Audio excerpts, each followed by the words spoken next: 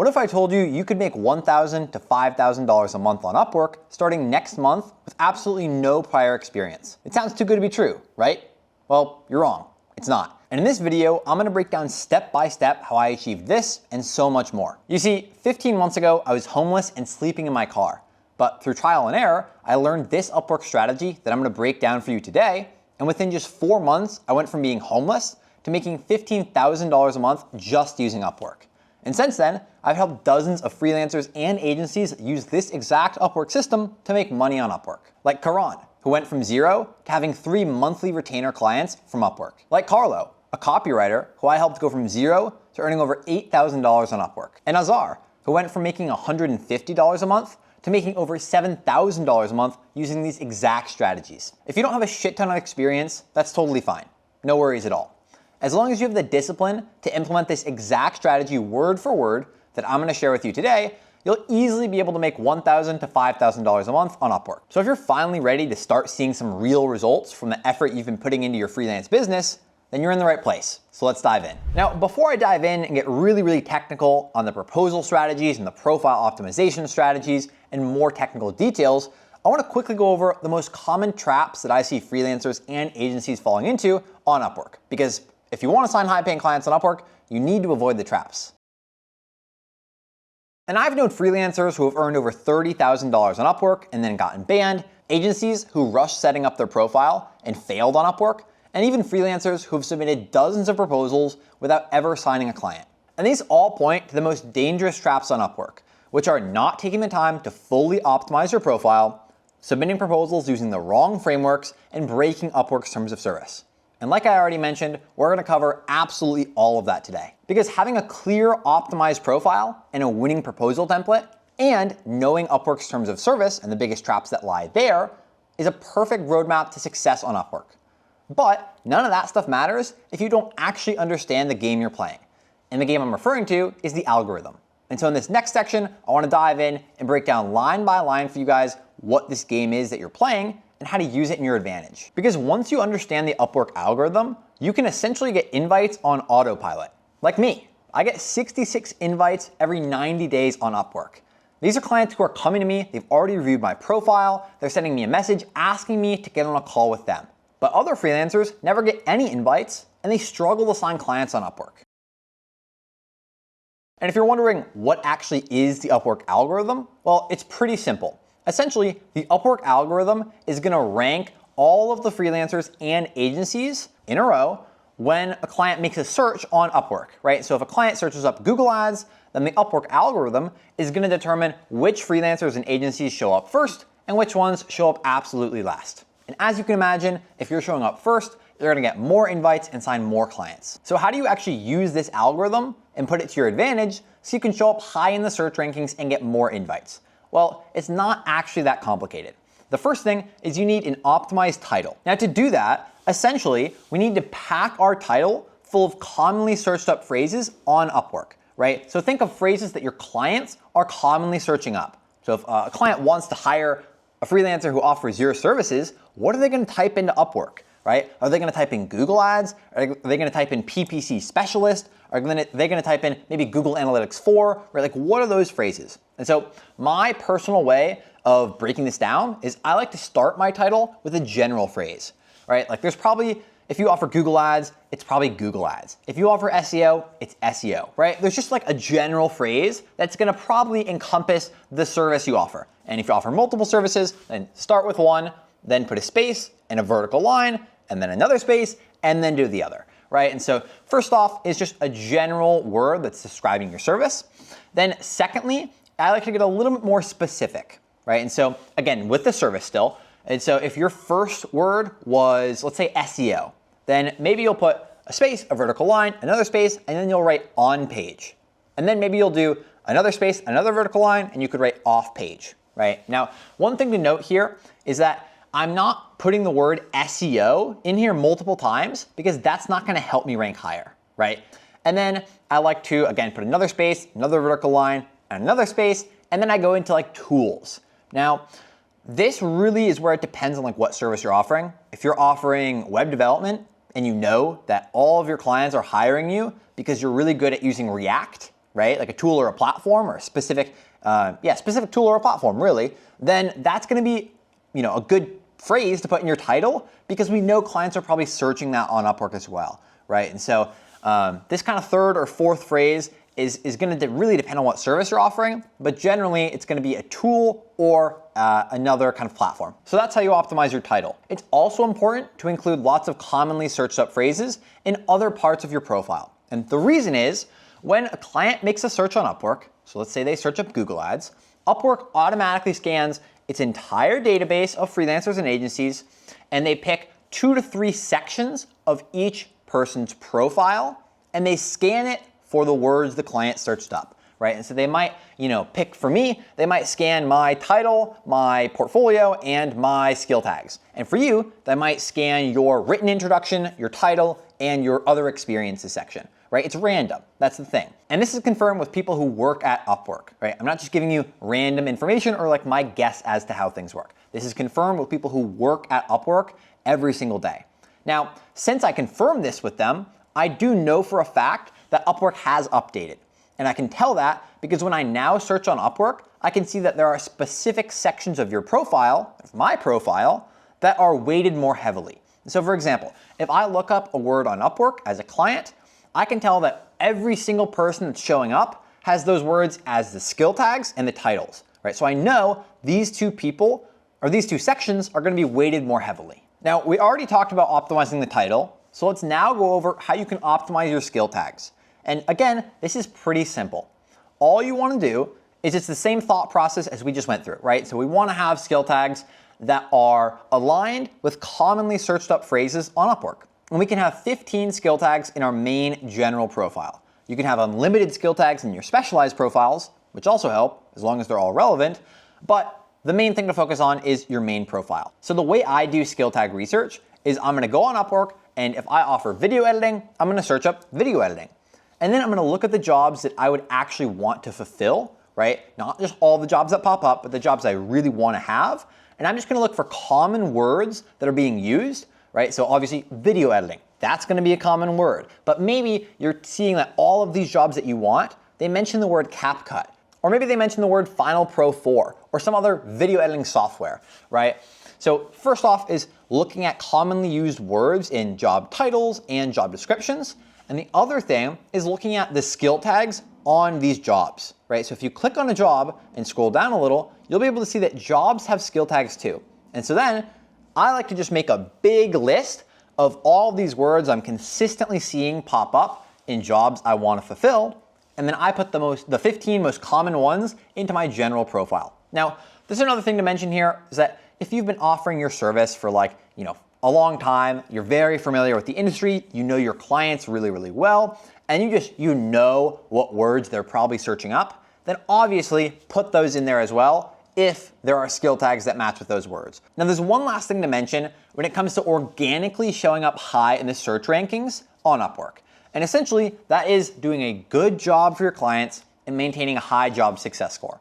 And this is important because as you'll see, if I search up something on Upwork, then all the people who are showing up organically, right? So they're not boosting their profile, they're not paying Upwork to show their profile to clients, they're showing up just naturally. All of those people who show up naturally have a really high job success score. And this is pretty basic, but it is something that needs to be noted because a lot of people get caught in this trap of, maybe they don't do a great job for a client, maybe they get stuck with a bad client, and then their job success score drops and they get left having a really hard time to sign clients, right? And we don't want that to be you.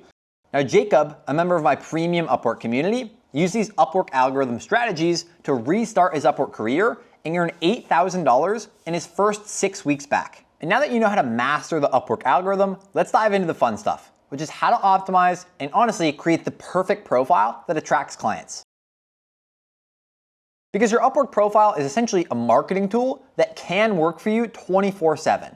But most freelancers and agencies just don't take this seriously enough. They spend 20 minutes setting up some half-assed profile and it looks terrible and it doesn't work. But if you actually put real time and real effort into doing this, you can only set up the profile one time and it can work on your behalf every hour of every day for the rest of your life. So it's a high leverage task and you should take it seriously. So we already covered how to optimize your title. And the next thing is having an excellent high quality profile picture. And I know this might seem basic, you might be rolling your eyes thinking, why does this matter? And I'm gonna tell you, the reason it matters so much is because when you submit a proposal on Upwork, the client doesn't get to see the entire proposal right away. They just get to see a little preview, including the first 225 characters of that proposal, as well as your profile picture, your title, and a couple of other stats. And so having a really high quality profile picture will get you more clicks, will get you more views on your proposals, and you will sign more clients. And so many people mess this up. It's insane. It's not that complicated. All you need to do is have a high quality picture, make sure you have a good background, make sure there's good lighting on your face, smile, and then just do the basics right? Have a nice shirt on, brush your hair, and just look presentable. Now, if you don't have a plain background or just a simple, nice aesthetic background in either your house or your office, where you can take this profile photo in front of, then you can send it to headshots.com. Now, that's what I used. I don't have any affiliation with them, but it's what I use for my profile picture, and I think it came out pretty good. After your profile photo and your title, you need to optimize your written introduction. Now, this is easily one of the most important aspects of your entire profile, and slightly depending on your service, almost all of your clients are gonna take the time to at least skim through this. So it's important to put a lot of effort in. Now, the basic format that I use for the written introductions is I like to use short paragraphs that are a maximum of like 500 characters, and I like to use lists. The reason being, the absolute last thing that I want is for a client to click on my profile and then see this massive block of like really, big confusing text that's like overwhelming and just looks like shit. Right? That's the last thing we want. And so instead, the opposite of that is a nice, simply formatted written introduction that's, looks pleasant and is easy to read and it's not intimidating. And the last thing for the format is that it should be at least 1,500 characters long. And so to start, I like to have a paragraph just mentioning, who I am, what's my name, where am I from, and then if you do have any social proof, I like to incorporate it right from the start, right? And you can think of social proof as like any big companies you've worked with, right? If you've worked for, Apple computers, if you've worked for Microsoft, it's very impressive, right? So starting with some social proof, right? Big companies you work with, years of experience, amount of projects you've completed, those are kind of the basic ones. If you don't have social proof, that's fine, we'll get to that later. But if you do, start in that first paragraph with introducing yourself and some social proof and kind of giving a background as to your experience, right? Then after that, like I already mentioned, I like to get into the services and what we're actually offering on Upwork. And those are typically a couple paragraphs. And then I like to use some lists in here. Now, lists are great for like tools you use or platforms you use, right? So if you're a social media manager, you could have a list of all the platforms that you work on or that you can manage people's social media profiles on, right? If you are a web developer, you can have a list of the tools you use, right? Or the languages you code in, right? And so incorporating a couple lists, it's not like crucial to your profile that you include this, but as long as the information in this list would be important to a client, then I like to throw it in because again, it's really easy to read, it's important information, and it makes the written intro look nice. And then finally, I like to end with a simple call to action, thanking them for taking the time to actually read the entire written introduction, and then telling them how they can send us a message. And for those of you who don't know, it's just gonna be a tiny button in the top right corner that says message. Now, one last thing to mention for the written introduction is that if English is not your first language, then I highly, highly recommend using a tool like Grammarly and just proofreading it, right? If you're making tons of grammatical errors or spelling mistakes, or even if like there's no spelling mistakes, but the writing just doesn't sound like a native English speaker wrote it, then you're gonna get less views, you're gonna get less clients, right? And so this is something that's easy to do and it's gonna make you more money. So now that you know how to write an awesome introduction for your general main profile, we should go over video introductions because that's also super, super important. And so basically I have two strategies to film a sick video intro, and both of them work really well. Strategy number one is film a video speaking directly to the camera, like I'm doing right now, and just quickly introduce yourself, right? What's your name? Who are you? Where are you from? What services are you offering on Upwork? And you can talk about anything that like makes you unique, right? If you are a web developer and you started out because you wanted to help your family business, or maybe they sell products and you wanted to help them start selling products online, right? Like it's a really cool thing to mention. It makes you unique and it's gonna set you apart from everybody else who's offering your services, right? That's a good thing. And video intros filmed using strategy number 1 are typically just like 1 to 2 or 3 minutes long at the absolute most, right? It's pretty basic. You don't need any crazy editing software. I get messages about this all the time. You don't need some crazy software. You don't need a crazy good camera. I film mine on my iPhone. Like, don't overthink it. Just get it done, film it, make sure you do the basics right, like good lighting, a decent background, look professional, good shirt, brush your hair, right? Do the basics right, and you'll be fine. Now, in terms of strategy number 2, it gets a little bit more complicated. Now, strategy number 2 is really great for people who have a lot of social proof, right? And so basically strategy number 2 is pop up a camera, film a quick, 15 to like 30 second introduction. Just mention what's your name, where are you from, what services do you offer, and then transition into some social proof. And so my video introduction, I do that same thing, right? I introduce myself, who I am, where I live, and the services I offer. Then I transition into playing 2 video testimonials, so one at a time, right? One video testimonial from a client of mine, the next video testimonial from another client of mine. Then I transition into some case studies, right? So I show examples of our work that are really high quality. And then I talk about like the statistical improvements that have come from the work that I was just showing off, right? So for example, I'd show a post that we made for a client on Instagram, and then maybe I'd show 3 or 4 posts, and then I would show the statistics and say, we helped this client increase their engagement by whatever, 47%, right? I'm just making this up, but you get the idea. And then after the case studies, I just transition into kind of a simple exit call to action, which is me again speaking to a camera, just saying, thanks for taking the time to watch my whole video introduction. I look forward to working with you. Feel free to send me a message and I'd be happy to talk to you or whatever, right? You get the idea. Something simple like that, not too crazy, just simple, soft call to action. So that is strategy number 2.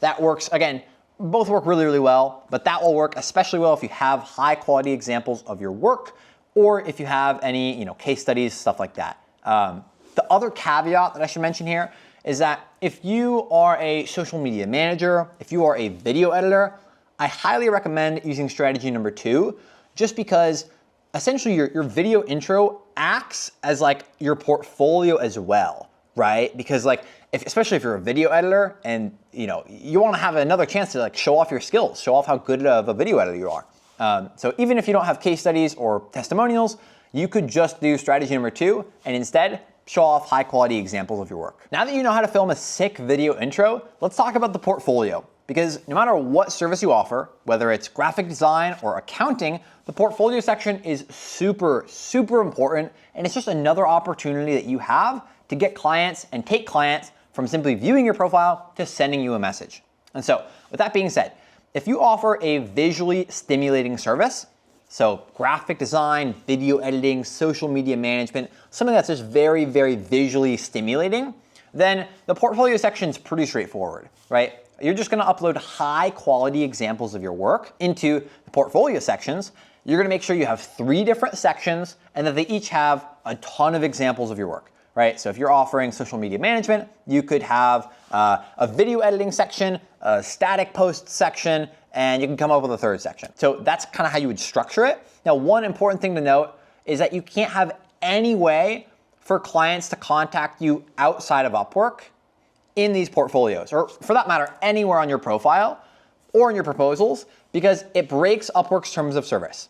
So Upwork requires you to keep all contact on the platform until you sign a contract with that client, right? Once I sign a contract with a client on Upwork, I can send them my email and say, hey, let's just communicate via email. But up until I sign that contract, I can't send them any way to contact me. Now, for social media managers, if you are managing someone's Instagram, you can't just take a screenshot of their Instagram that includes their handle and put it in the portfolio section, right? It breaks Upwork's terms of service. You can't do it.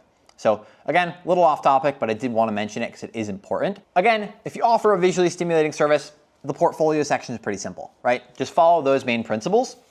Now, if you don't offer a visually stimulating service, so if you're an accountant or a bookkeeper, or you offer SEO or Google Ads, something that's not visually stimulating at all, the portfolio section is another opportunity for you to stand out and just really differentiate yourself from all of your competition, right? And so there's 2 strategies I teach people to create portfolios who don't offer visually stimulating services. Now, the first one is basically you're just gonna pop up a camera like I'm doing now, and you're gonna film a video, a short video, talking about each service you offer.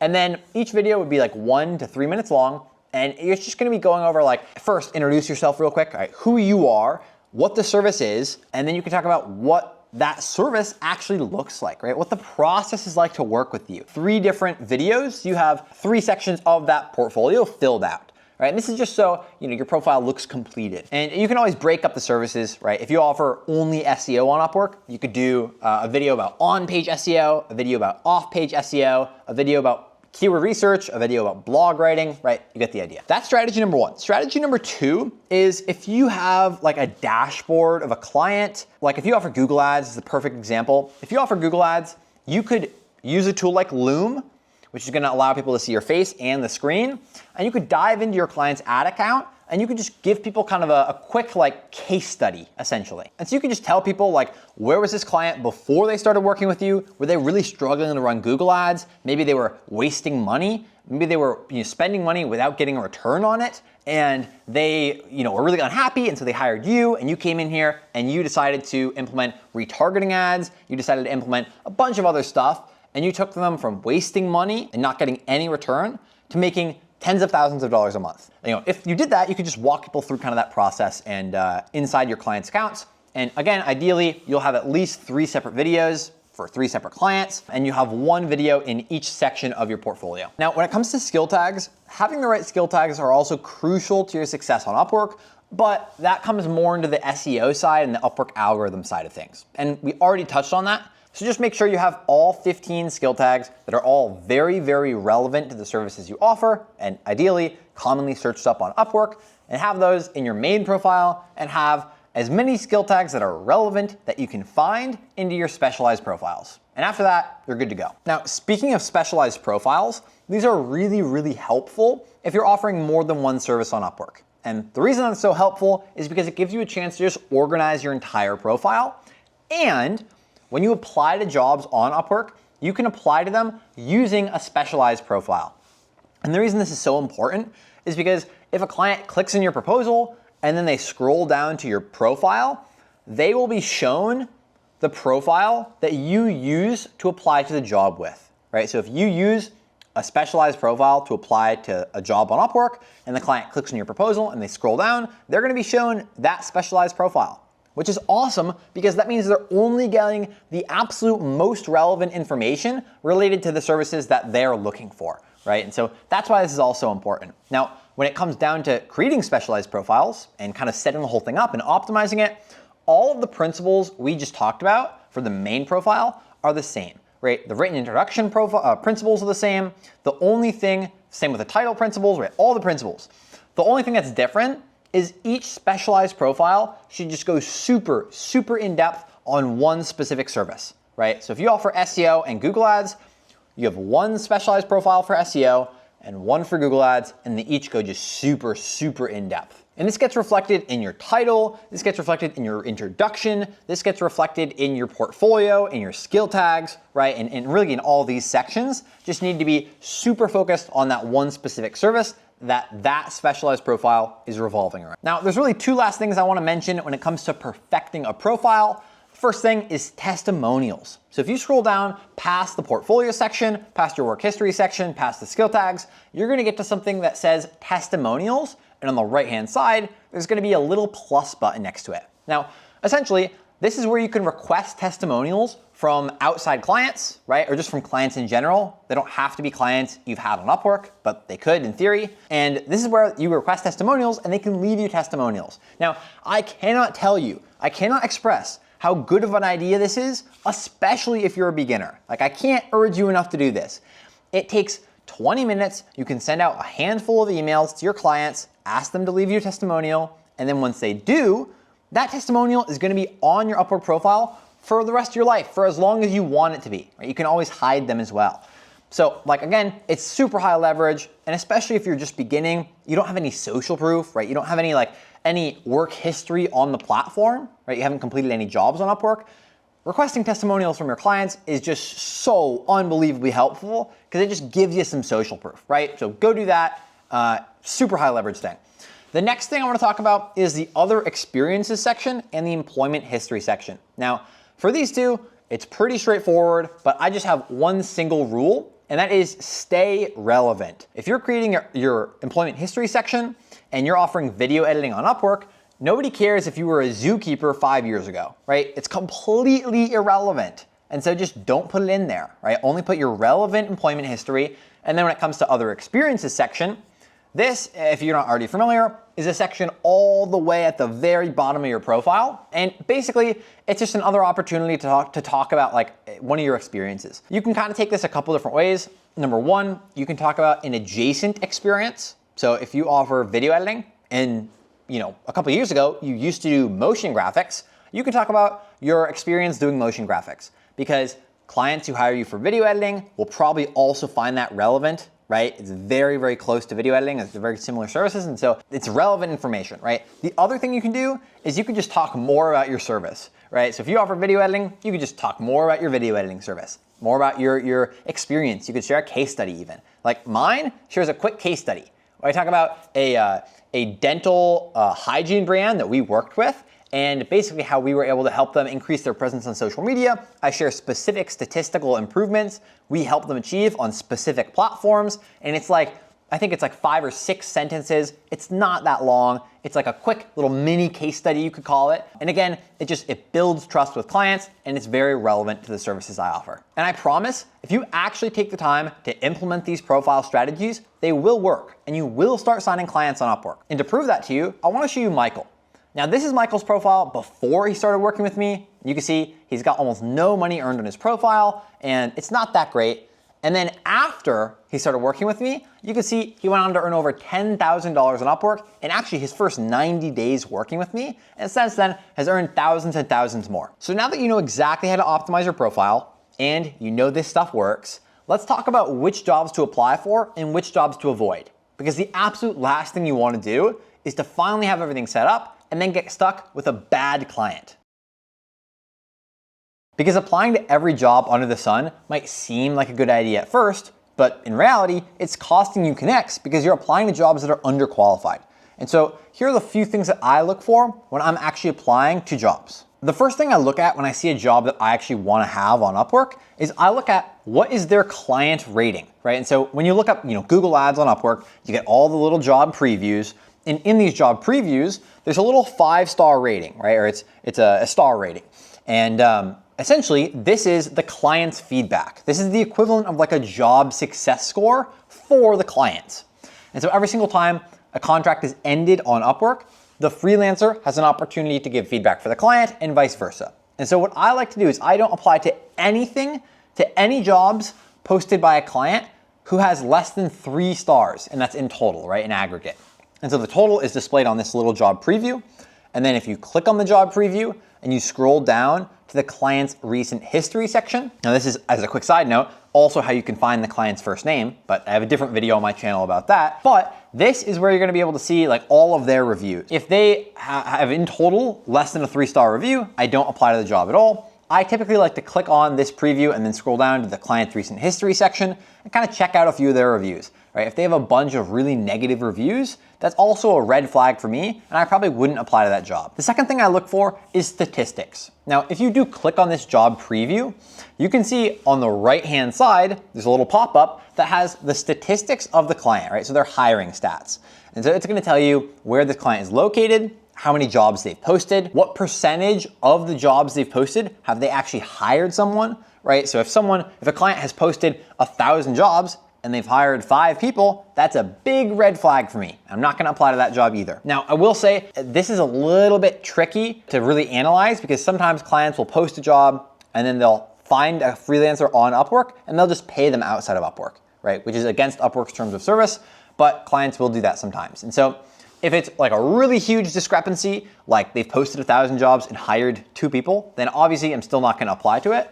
But just keep that last part in mind there, right? So you're also gonna be able to see how much total money they've spent on the platform. You'll be able to see the average amount the average hourly rate that they pay freelancers. Now, again, this is more of like an indication. I wouldn't make your sole decision just on, the hourly rate they pay other freelancers. The point is, don't make your entire decision just based off one of these factors. They're all small indicators. And so those are the main things I look for. The other thing that I'm gonna look for is having a real and a detailed job description. Now, Uma, Upwork's version of AI, makes this slightly more difficult because, obviously clients can just have Uma write their job description for them, and then you don't know if they actually put time and effort into it.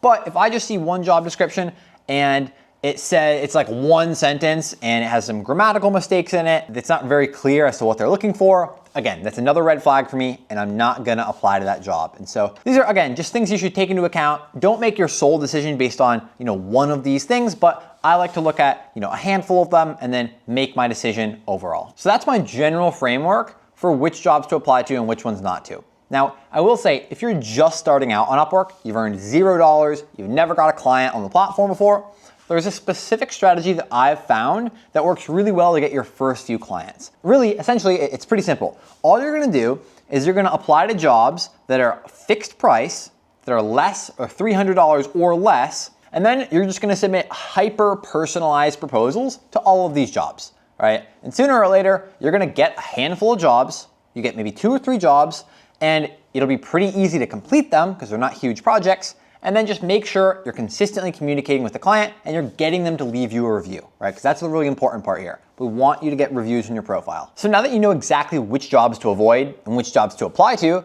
we need to make sure that their clients are choosing you over the competition, which means it's time to talk about proposals. So let's dive in. Now, your proposal is essentially your first touch point with any client. But when you submit a proposal, the client can't see the entire thing right away.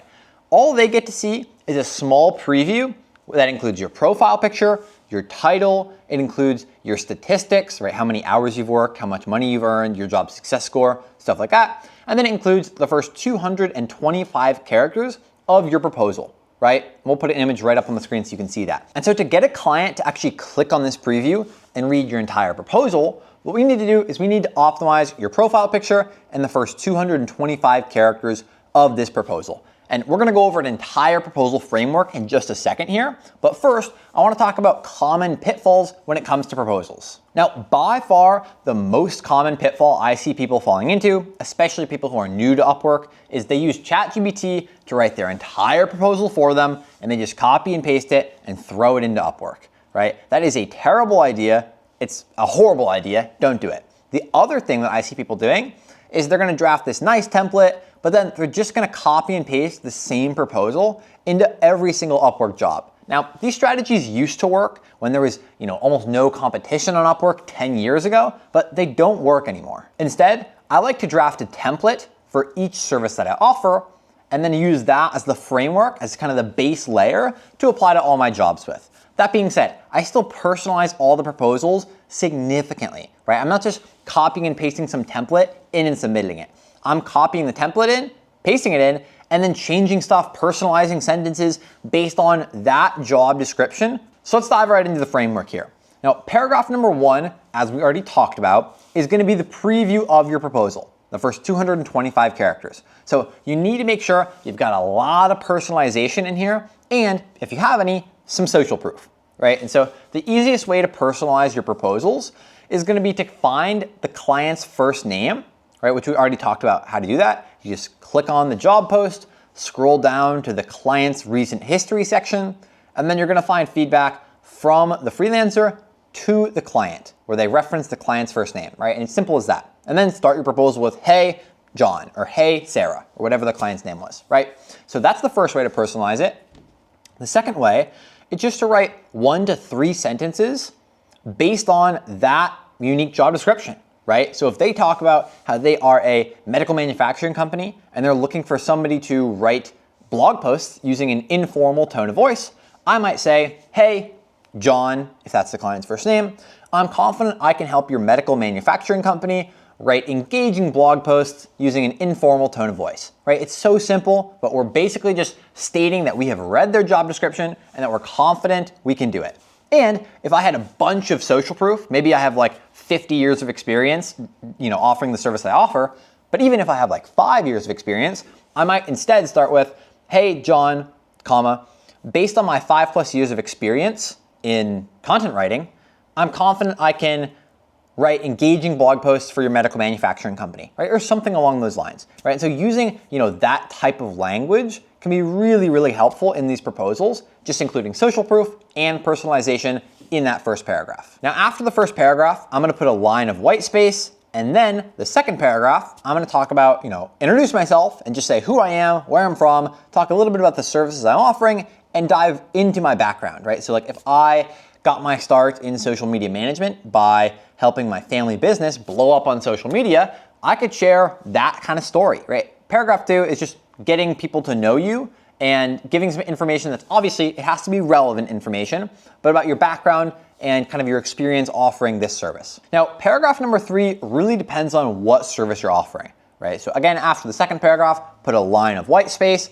And then if you offer a very visually stimulating service, like let's say graphic design, ad creative design, video editing, social media management, stuff like that, then the third paragraph can just be links to your portfolio, right? So it can literally just be one sentence that says, below, you can check out some recent examples of my work or whatever, right? And then link a bunch of your portfolio. Now, quick thing, important to mention, you can't have any of your contact info in any of these links, right? So you can't link to some external portfolio that has your email in it. Now, my favorite way to do this is just to either put all of my portfolio into my Upwork portfolio and then copy those links and use those in my cover letters, or you can just throw everything into a Google Drive folder and then copy that link, right? And so again, just make sure there's absolutely no way for people to contact you. If you're a social media manager, you can't have your clients' pages on this portfolio. You can't have their handles or their usernames because that could be considered a way to contact you, right? And so again, make sure you follow those terms of service. And paragraph 3, if you offer a visually stimulating service, is just gonna be your portfolio. Now, if you don't offer a visually stimulating service, so let's say you do Google Ads or SEO or accounting or data analytics, right? Stuff like that, then instead of linking your portfolio, which you probably don't have one, you're just gonna tell people how you can solve their problem. Now, if you've already earned $150,000 on Upwork with a 5-star rating and you got a lot of social proof, this part could be templated and it could just talk more, really go really in depth about more about your background and your experience, right? Whereas if you're new to Upwork, I would make sure this part is personalized as well, right? The more personalization, the better when it comes to proposals, especially if you're a beginner, it's really necessary. And then after this third paragraph, I like to have a simple call to action. Now, basically, I'm just gonna ask people to hop on a call with me. I'm gonna ask them when they're free for a call. If I offered a lower ticket service, so let's say like graphic design, where I probably have a lot of clients, but they're probably not paying me that much, then instead of asking them to get on a call, because a lot of clients won't wanna do that, I would just ask them to send me a message. Then you're simply gonna add your signature, and then if you have some social proof, like an awesome testimonial, I like to throw in a PS section and include that testimonial in there. Now, in case you're wondering, does this framework even work? Well, yes, it does. Liana, a member of my premium Upwork community, used this framework and the done-for-you proposal templates that we have inside our community to sign her first ever client on Upwork. Not to mention, we've helped thousands of freelancers and agencies use Upwork, and so we've got quite a bit of data that this stuff works. If you're submitting proposals, but you haven't taken the time to actually price your service correctly, that could be an absolute nightmare. So in this next section, I want to dive into how to price your services correctly so you get paid, but so you also make sure you're getting hired.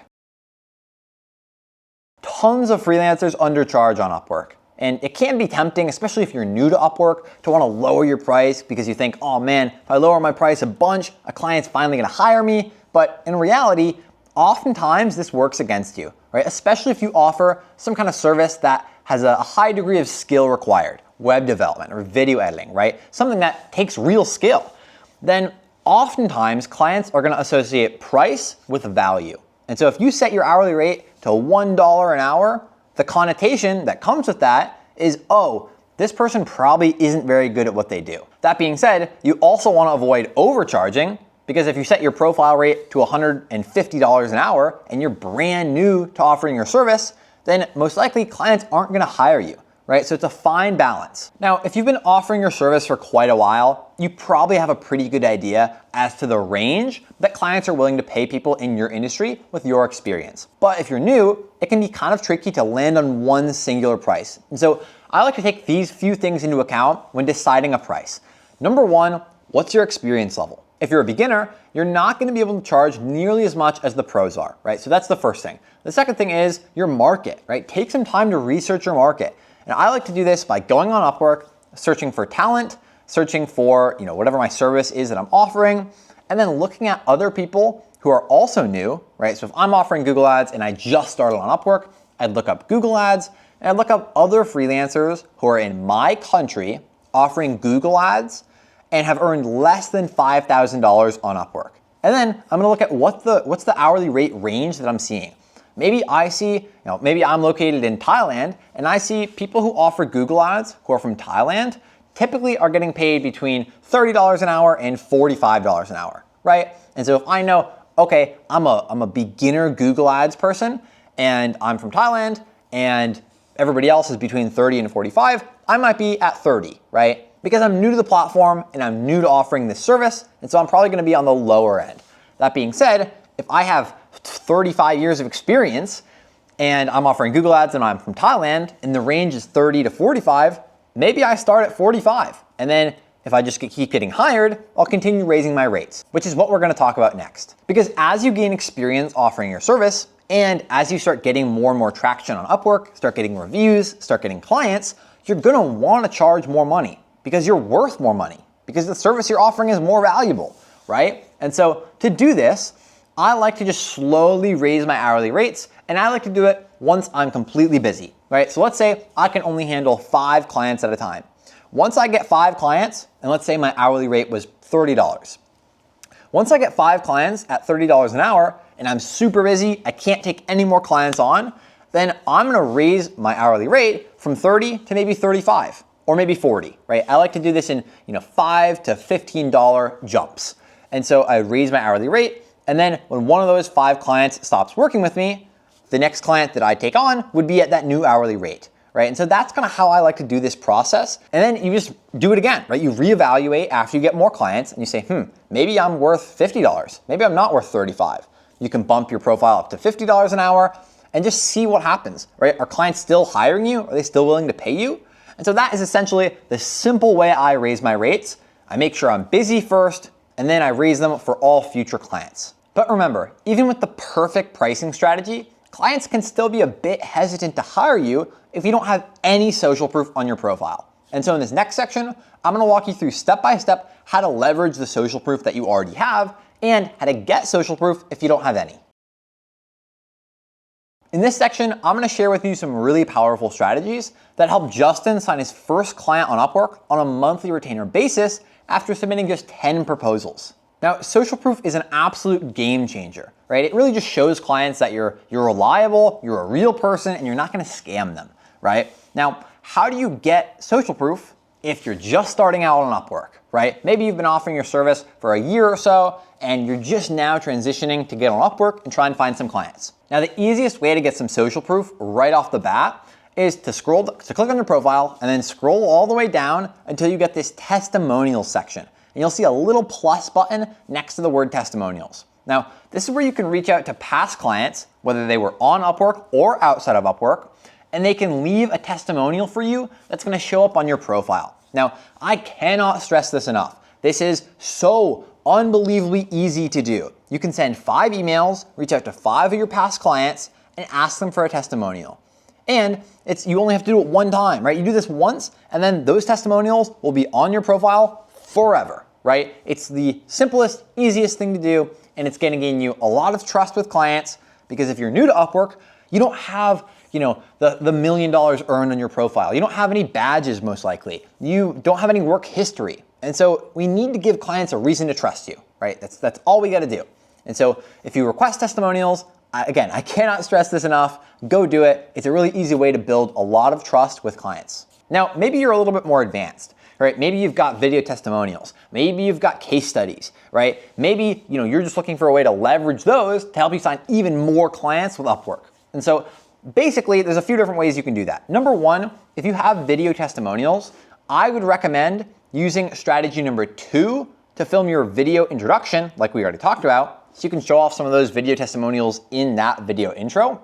And another great thing to do is if you have a video testimonial, to put it in the first section of your portfolio and just label it video testimonial from and insert the person's name, right? And then that whole portfolio section is just one video testimonial. And then once you do have that video testimonial in the portfolio, you can copy a link to that portfolio section and you can put it in the PS section of your proposals, right? So like we talked about, we will put a written testimonial sometimes in the PS section of your proposals. Well, you could also put a link to a video testimonial, right? So it could be PS, you might enjoy watching this video testimonial from one of my happy clients or something along those lines, and then just a link to that video testimonial inside your Upwork portfolio. Other ways to leverage social proof, if you already have some, is make sure you talk about the years of experience you have, mention big clients you have. If you've worked for Google or Apple or something like that, it's really impressive. You should mention it. And other stuff that just like it builds trust with clients, mention them in your written introductions, right? Because most clients who hire you or who even click on your profile for that matter are gonna be reading your written intro. And so try and incorporate as much social proof as you can in that. Another way to have some social proof on Upwork is that if you have clients who are already paying you outside of Upwork, you can just simply ask one or two of them to pay you on Upwork, right? And then, as a side note, I would only ask them to do that if you're very sure they're gonna leave you a 5-star review. So ask them to hire you on Upwork, guide them through the process, and then ask them to leave you a review, right? And then that way, you immediately get a couple jobs completed on your profile, and you get a couple good reviews, hopefully 5 stars, and your profile just looks a little bit more complete, and you've got some real social proof on there. Now, obviously, getting clients who have already been working with you for a while to leave you a 5-star review on Upwork is gonna be pretty easy. But what about getting people who you just met, who just hired you on Upwork, to leave you a 5-star review? It's not always super simple. And so in this next section, I wanna spell out the key to getting consistent 5-star reviews. The first thing is just making sure you're communicating really clearly and really frequently with your clients, especially in the beginning, right? If a client's just hired me to do a project, I try and communicate with them almost every single day, right? And once we've been working with each other for a while, then I'll leave to every other day or every 3 days, but at least twice a week, I'm checking in with my clients. And even if it's just a quick progress report, like, hey, Mr. Client, I know, we're wrapping up this project right now. I wanted to send you a quick update. We have finished editing your short form reels, and we're gonna start working on the long form video tomorrow. Excited to share all of this with you on Friday, right? Like just a simple, quick, easy check-in. It takes me 30 seconds to write it, but it gives that client an update. Because if they don't know, if we don't tell them what we're doing, they might not know exactly what we're doing and where we're at in this process. Right? So just quick check-ins, they're easy for us to do, and they get the clients more comfortable with us, they make the clients happier, and there's a direct correlation up to a certain point, right, with the frequency of communication you have with the client and their satisfaction.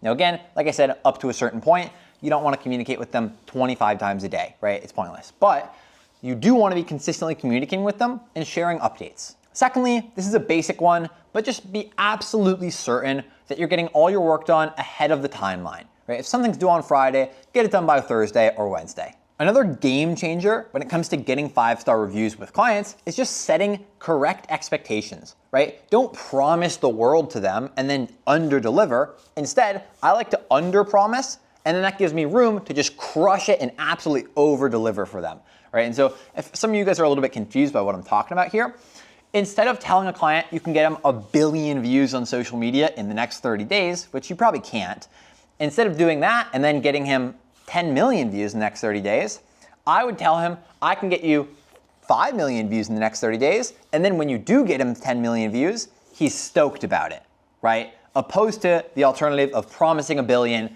and then getting 10 million and falling short, right? So just make sure you're setting clear expectations and under-promise and over-deliver. That being said, it is a fine line, right? Because you don't want to under-promise so much that they just don't want to work with you, but hopefully you get the idea. So that's exactly how you get good clients to leave you 5-star reviews on Upwork. But what about bad clients? Well, in this next section, I'm gonna go over how to avoid bad clients in the first place. I'm gonna go over how to mitigate the damage if you do get stuck with a bad client, and afterwards, if they do kind of damage you, if they leave you a bad review, what's the best way to boost your job success score back up and recover, right? Because setbacks happen to everybody, but they don't have to absolutely ruin your Upwork career. And so the ways that I prevent myself from even getting bad clients in the first place is, we already mentioned, when I'm scrolling through jobs, I make sure to look at the client's rating. And if they have anything under a 3-star review in total, obviously, then I won't apply for the job. And if I click on the job preview and I scroll down and I see, maybe they have like 150 reviews and a lot of them are 4 stars, but then I see like 15 of them that are like 1 star or 0 star, or like they're just terrible ratings, then even if their overall rating is above a 3, if they have a ton of really bad reviews, that's still a big red flag for me, and I'm probably not gonna apply to that job either. Another way that I avoid bad clients is simply by getting on calls with them, right? A lot of times it's really easy to sniff out a bad client just by getting on a call with them, right? If you get on a call and you see that they have massive expectations and a tiny little budget, obviously that's another huge red flag, and I'm not gonna work with that person either. Now, if you do run into a bad client and maybe there's a misunderstanding or whatever, my favorite way to get rid of this whole thing is just to refund them, right? It is not worth getting a 0-star review on your profile and a really bad written review on your profile for a $100 job or a $200 job, or for me, even like a $1,000 job. It's not worth it. That's gonna be how you're gonna deal with stuff before the client leaves you a bad review. So what about you get stuck with a bad client, you can't fix it, they end the contract and they leave you a nasty review. What do you do next? Well, first off, you wanna stay professional, right? This should be an easy one, a basic one. You don't wanna just like fire off a really angry comment or send them a message that's angry, like that will only make things worse. What I like to do is I like to just send them a message, apologizing, owning up to it, and then just asking them if they could change the review. That's the first thing, right? Ask them if they are willing to change the review and telling them exactly step by step how to do it, right? And you'll find if you apologize and you say, hey, I'm really, really sorry about this, you could even offer a refund at that exact moment. And you just let them know that, hey, this really, really impacts me in my life and it makes me really struggle to get any work in the future. If you wouldn't mind deleting that review, I would really be grateful. Most times, like, clients don't want you to struggle unless you really, really messed up. And so a lot of times, if a client sees that, they'll be willing to, to redo that review. And again, if you get a really bad review, I would just offer to refund them. I mean, it's the easiest way, and that's what I would do. Now, if they're refusing to take the review down, they're really pretty angry with you, what I would do if I were you is I would reply to that review. And that reply is gonna be shown on your profile next to their bad review. And just reply to that negative feedback and give everybody context, right? Just explain yourself, explain the situation, explain maybe it was a misunderstanding or something, maybe the client was like really aggressive with you, or maybe he never communicated with you. Explain that as well, and just give everyone all of the context. And then if you saw a big drop in your JSS, right, your job success score, which is that little percentage at the top of your profile, then I would just use the strategy we already talked about getting social proof, right? So you could have one of your past clients or one of your current clients outside the platform hire you on Upwork a few times for a few different contracts and leave you a few different good reviews, right? Because that's gonna boost your score back up. Or you could have one of your current clients on Upwork end a contract, leave you a good review, and then start a new contract, right? So either of those are gonna work. They're gonna give you, a little bit of a boost and get your JSS back to where you want it to be. So now that you have a good amount of Upwork knowledge under your belt, I wanna talk about scaling, right? And scaling this thing from a side hustle that makes you $1,000 or $2,000 or $5,000 a month, and scaling it all the way up to making $10,000 or $15,000 a month, right? And essentially, there are 2 ways to scale, and I'm gonna cover both of them right now. So path number 1 is the freelancer path. Now this is if you are in an industry where clients will pay top dollar for the best people, right? So like Google ads, SEO, if you do web development, if you do PR, right? And there's more niches than just that, but in these niches specifically, clients are willing to pay a lot of money because the freelancer who does the job is gonna make them a lot of money. You can basically just continue to raise your prices over and over and over and over again until you're making $100 an hour and you've got 30 hours of work per week or 20 hours or however many hours you want, right? So that's strategy one, and we already kind of covered how to raise your rate, but I'll quickly walk through it here anyway. Essentially, if you're offering your services at $30 an hour, and you know you can only take on a certain amount of clients, like 5, once you get 5 clients, you're gonna raise your rate for all future clients. And you're just gonna do that over and over and over again, right?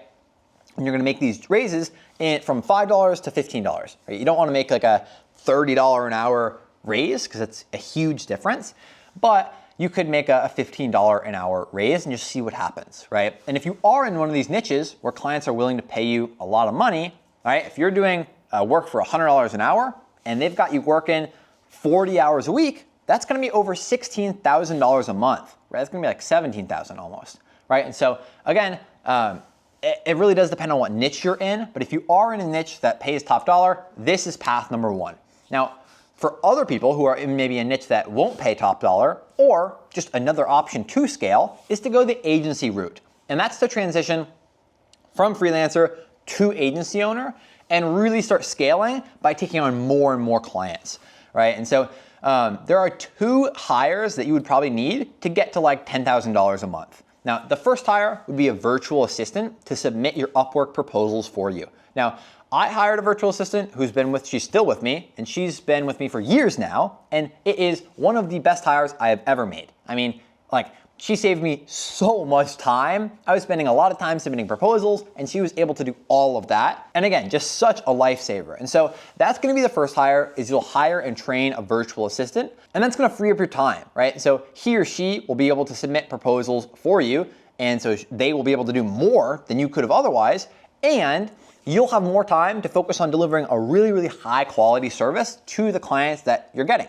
right? And so that's gonna be the most times hire number 1.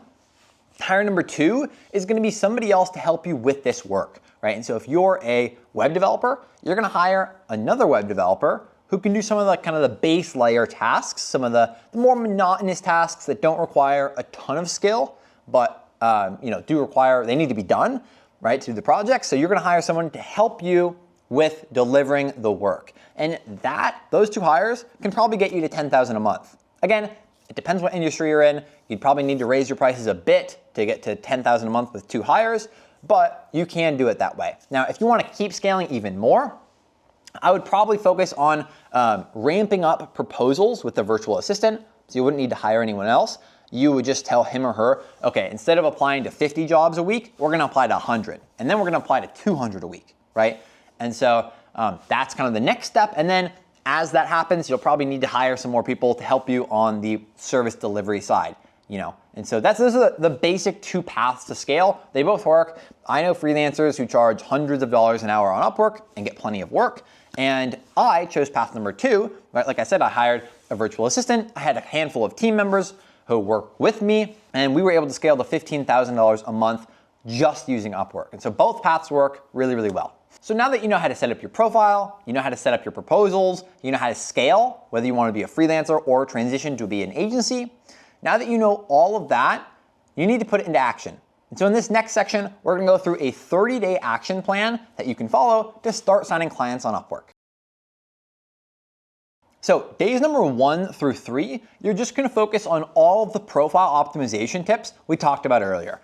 You're gonna optimize your profile picture, optimize your title, create nice, well-written introductions. You're gonna create a portfolio. You're gonna do your skill tag research. And overall, you're just gonna make an awesome profile. Now that's days 1 through 3.